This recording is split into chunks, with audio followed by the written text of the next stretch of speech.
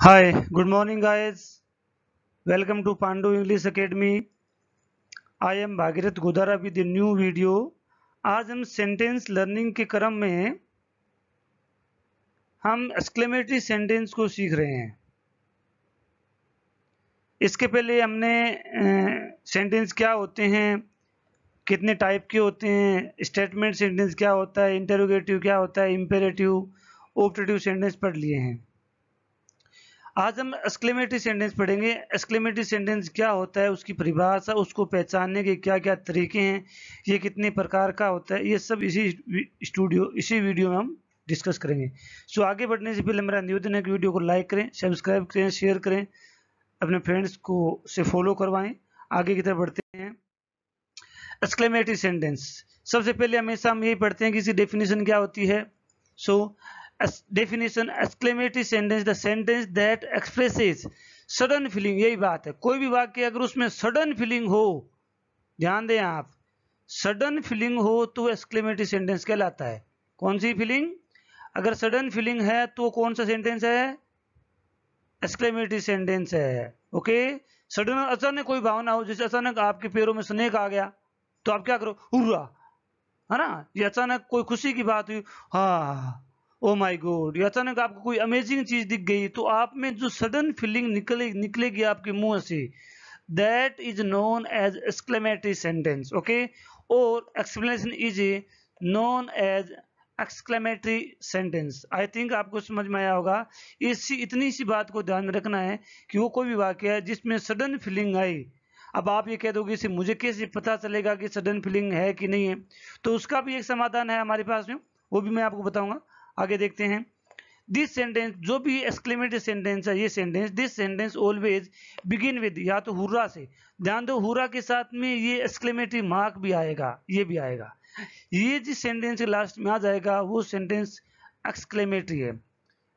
Alas आ गया, ओ आ गया, ओ God आ गया, ओम्स, वोट ए, हाउ, इस तरह से बहुत सारे वर्ड हो सकते हैं, है ना। लेकिन इस तरह की अगर मार्किंग आती है तो वो हमेशा एक्सक्लेमेटरी होगा। अब आपके दिमाग में क्वेश्चन उठ रहा होगा, कल भी हमने ऐसा एक सेंटेंस पढ़ा था, उसके लास्ट में भी ये निशान था। ध्यान दें, वो कल वाला सेंटेंस, उसके लास्ट में एक्सक्लेमेटरी मार्क तो जरूर था, लेकिन वो सेंटेंस स्टार्ट में से हो रहा था। ध्यान दें, ये सेंटेंस में से कभी स्टार्ट नहीं होगा, इतना सा ध्यान दें। बस इतने में ही ये चीज कहानी समझ में आ जाएगी। हुर्रा, अलास, ओ है, ओ गॉड, ओम्स, ब्रेव, वेल डन, है ना, अपलोज, बहुत सारे वर्ड हो सकते हैं। अगर ये हैं, में नहीं है और ये मार्क्स हैं, तो वो हमेशा एक्सक्लेमेटरी सेंटेंस ही कहलाएगा। आगे और पढ़ते हैं। Hurrah, I have won the match. ध्यान दें, ये हुर्रा, हुर्रा में यही आएगा, लास्ट में नहीं आएगा सेंटेंस। किस में? हुर्रा में, अलास में, ओ में, ओह में, ओ गॉड में, ओम्स में, इन सभी में एक्सक्लेमेटरी मार्क यहाँ आएगा।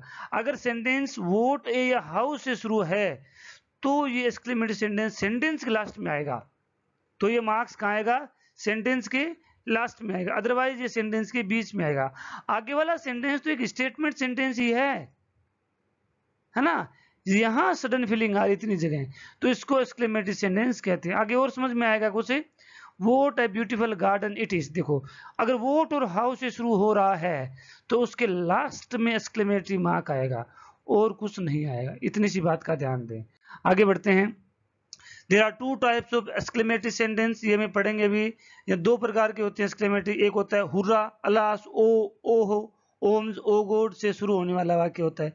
दूसरा जो होता है वोट ए या हाउ से शुरू होने वाला, है ना, इनसे शुरू होता है तो vote a how related sentence कहलाता है, और हुर्रा अलास वाला हुर्रा अलास रिलेटेड कहलाता है। अब पढ़ते हैं आगे। अब पहले हम हुर्रा अलास की डेफिनेशन पढ़ेंगे, इसको समझेंगे, उसके बाद में अलग से हम वोट ए और हाउ का पार्ट समझेंगे। तो इसको एक बार भूल जाएं, वोट ए हाउ वाले को। हम पहले हुर्रा और अलास को पढ़ रहे हैं।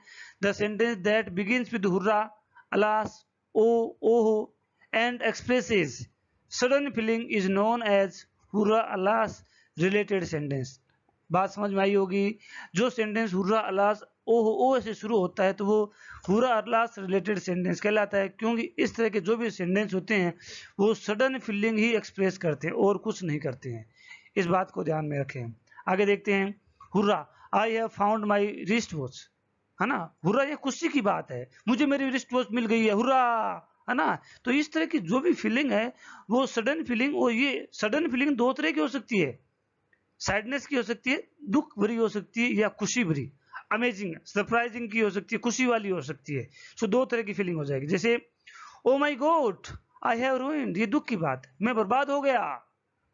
ओके, तो ये जो फीलिंग है सडन फीलिंग है, सडन सेंटिमेंट जो देखने को मिल रहा है, यही एक्सक्लेमेटरी सेंटेंस कहलाता है। आगे और पढ़ते हैं हम। अब इसका पैटर्न पढ़ेंगे किसका, हुर्रा अलास का, है ना। ध्यान दें पैटर्न में देखें, अगर मैं इसको यहां से पढ़ना शुरू करता हूं यहां से, तो ये वही है जो हमने स्टेटमेंट सेंटेंस में पढ़ा था, ये स्ट्रक्चर वही है जो हमने स्टेटमेंट सेंटेंस में पढ़ा था।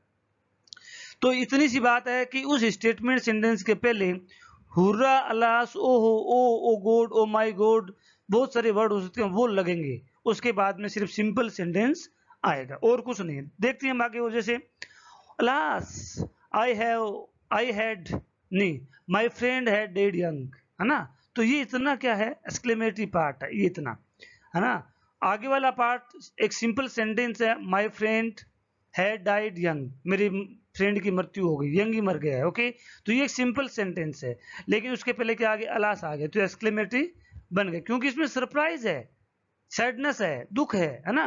ओ that I were young again, देखो मैं दोबारा युवा हो गया, है ना। ये असंभव है। ध्यान दें, यहां मैंने कई बार बताया है, आई के साथ में हमेशा इंग्लिश में वो जाता है, लेकिन यहां वर आया है। ध्यान दें, इसको समझने का एक तरीका है कि कोई भी ऐसी इमेजिनेशन जो पास्ट की हो या जो हो ही नहीं सकती है, मैं कह सकता हूं इम्पॉसिबल इमेजिनेशन, असंभव कल्पना।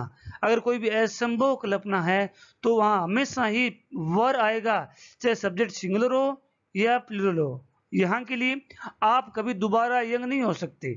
एक बार जो आदमी बूढ़ा हो गया वो हमेशा बूढ़ा रहेगा, यंग नहीं होगा। तो ये जो इमेजिनेशन है वो क्या है, अनरियलिस्टिक इमेजिन है, वास्तविकता है ही नहीं। जैसे आप ये कर दे, if I were the prime minister of India, असंभव है। आप यदि मैं भारत का प्रधानमंत्री होता, गलत बात है, ऐसी संभावना नहीं है, ऐसी इमेजिनेशन नहीं है। आप ये कह सकते हैं यदि मैं भारत का प्रधानमंत्री होऊंगा, तो फ्यूचर की इमेजिनेशन संभव है।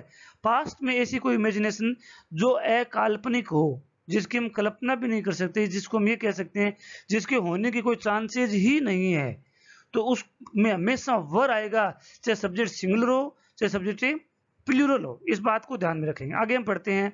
ओह I have pass the exam, देखो ये उसके लिए सरप्राइज है, जो हमेशा फेल हो रहा था इस बार उसने एग्जाम पास कर लिया ना। ध्यान दें, आगे और पढ़ते हैं। Oh god you have saved me, आपने मुझे बचा लिया। वेल डन ब्रेवो, इस तरह के कुछ भी सेंटेंस आ सकते हैं। ओके, देखते हैं। Oh my dog is dead, bravo I have won the race, है ना। इस तरह से वुड दैट, ये एक अलग तरह का वाक्य है। वुड दैट ही वर, देखो ये वही बात है, ही के साथ में वर आ गया, प्लूरल नाउन, वर्ब आ गई सिंगुलर नाउन के साथ में। Oh that he were not so cruel, इतना वो निर्दय नहीं होता। ओके, सो आई थिंक ये आपको समझ में आया होगा। इस तरह का सेंटेंस हमेशा एक्सक्लेमेटरी सेंटेंस में आएगा, जो हुर्रा अल्लाह की कैटेगरी में आता है। आगे हम सेकंड टाइप पढ़ते हैं, वोट और हाउ का। वोट ए भी आ सकता है, वोट एन भी आ सकता है, वो तो इसके बाद में आने वाले नाउन के अकॉर्डिंग। जिसमें कहूँ वोट ए इन ब्यूटीफुल, तो ए आएगा। वोट एन इंटेलिजेंट, तो एन आ जाएगा। इससे कोई खास फर्क पड़ने वाली बात नहीं है। जैसे पढ़ते हैं, the sentence that begins with what a, मैंने ए लिखा, एन भी आ सकता है। और how and express a sudden feeling is known as what a how related exclamatory sentence. आगे हम पढ़ते हैं, this sentence always begin with what a और एन और हाउ और have exclamatory mark at last. इसके लास्ट में हमेशा एक्सक्लेमेटरी मार्क होता है। यहां ध्यान देने की बात है, एक जो भी मैं बताऊंगा आपको ध्यान दें। अब यहां पे पढ़े, what a brave boy you are, ये एक सेंटेंस है। आप इसकी मिसअंडरस्टैंडिंग नहीं कर लें, ध्यान दें। मैंने आपको ये बताया था, कोई भी सेंटेंस अगर WH वर्ड से शुरू है तो इंटरोगेटिव कहलाता है। ध्यान दें, सभी सेंटेंसेस की दो विशेषता होती है, दोनों विशेषताएं अगर मैच करेगी तो ही वो सेंटेंस उसी कैटेगरी में आएगा। ये WH है लेकिन क्वेश्चन मार्क नहीं है, तो क्वेश्चन मार्क नहीं है तो इसका इंटरोगेटिव नहीं हो सकता। तो दूसरा प्रकार कौन सा हो गया, एक्सक्लेमेटरी हो गया। ध्यान दें, WH वर्ड तो है लेकिन क्वेश्चन मार्क नहीं है, अगर क्वेश्चन मार्क नहीं है तो इंटरोगेटिव नहीं है, वो कोई और तरह का सेंटेंस, वो किस तरह का मार्क्स है वही सेंटेंस बन जाएगा। तो ये कौन सा हो गया, एक्सक्लेमेटरी हो गया। आगे हाउ अनलकी आई वॉज, देखो हाउ से शुरू है, हम ये समझ लेते हैं कि इंट्रोगेटिव होगा, नहीं, लेकिन निशान एक्सक्लेमेटरी का है तो एक्सक्लेमेटरी सेंटेंस होगा। आगे और पढ़ते हैं, what an intolerable our master is, okay, तो ये भी एक्सक्लेमेटरी है, हमारा मास्टर कितना असहिष्णु है, इनटॉलरेबल है। जैसे vote a good scenery it is, ये सीनरी बहुत अच्छी है। हाउ हॉट इट इज, ये कितना गर्म है। हाउ फनी इट इज, ये कितना फनी है। वोट ए ओशम, या एन आना चाहिए था, वोट एन ओशम इट इज, ये कितना ओशम है। ध्यान दे ये एन होगा यहाँ पे, थोड़ी मिस प्रिंटिंग हो सकती है कभी कभी। सो आगे बढ़ते हैं, how terrible the storm is, storm कितना टेरिबल है, कितना भयंकर है। ओके, सो आपको समझ में आया होगा दोनों तरह के सेंटेंस। अब हम इसकी क्विज करेंगे, जैसे कुछ सेंटेंसेस पढ़ेंगे। हाउ फूल और लायर यू आर, आप कितने मूर्ख और झूठे हैं। हाउ या what is written on this paper, आपको ये बताना है कि ये किस तरह का सेंटेंस है। 5 काइंड सेंटेंस के मैंने बताया, 5 में से कौन सा है और ये किस तरह का सेंटेंस है। ध्यान देंगे, अभी वीडियो को पॉज करें, हाथों हाथ आंसर दें। मे आर डेमोक्रेसी लिव लॉन्ग, ये किस तरह का सेंटेंस है, मैं नहीं बताऊंगा, वीडियो को पॉज कर लें, बराबर कमेंट करते जाएं, कमेंट चेक करूंगा मैं। I am writing a script of धूम 5, एक फिल्म का नाम है, तो ये किस तरह का सेंटेंस है ये आपको बताना है। इज दिस बुक योर्स, क्या ये किताब आपकी है, किस तरह का सेंटेंस है आपको बताना है। When was Raman studying, Raman कब पढ़ रहा था, किस तरह का सेंटेंस है। Let's shut the door, okay, let me know come tomorrow, तो ये किस तरह के सेंटेंस ये आपको बताने हैं। आई थिंक आप ये काफी समझ गए होंगे। सेंटेंस में जो भी है वो पार्ट पूरा हो चुका है। सेंटेंस लर्निंग, सेंटेंस का जो सिलेबस है वो आज पार्ट पूरा हो गया। इसके बाद मैं सिर्फ सेंटेंस की क्विज लेके आया करूंगा। और इंग्लिश यदि आप सीखना चाहते हैं तो ये निश्चितता के साथ धारण कर लीजिए कि आपको सेंटेंस सीखने ही पड़ेंगे, सेंटेंस को पहचानना सीखना ही पड़ेगा, तभी आप इंग्लिश सीख पाएंगे। ये मैंने कई बार आपको बताया है, इसके बिना आप इंग्लिश नहीं सीख सकते, ये सबसे इंपॉर्टेंट बात है। सो यदि आपको वीडियो अच्छा लगा हो, समझ में आए तो कमेंट करें, लाइक करें, सब्सक्राइब करें, शेयर करें, अपने फ्रेंड्स से फॉलो करवाएं। Thanks for watching.